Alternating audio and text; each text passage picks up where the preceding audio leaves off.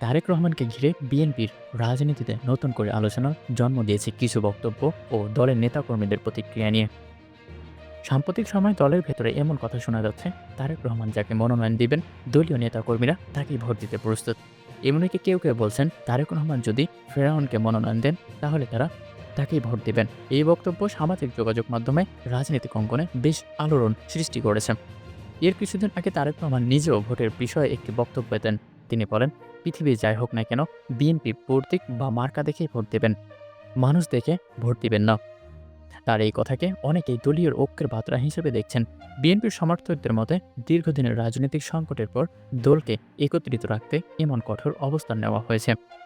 রাজনৈতিক বিশ্লেষকদের মতে এইসব বক্তব্য থেকে বোঝা যায় বিএনপির রাজনীতিতে নেতৃত্বের প্রতি আনুগত্য এখন সবচেয়ে বড় প্রশ্নের বিষয় হয়ে উঠেছে।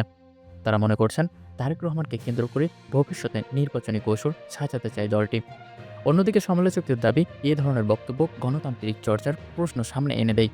সব মিলিয়ে তারেক রহমানের নেতৃত্ব, মনোনয়ন ও ভোটের কৌশল নিয়ে বিএনপির ভিতর যে বার্তা যাচ্ছে তা দেশের রাজনীতিতে নতুন করে আলোচনা সৃষ্টি করেছে।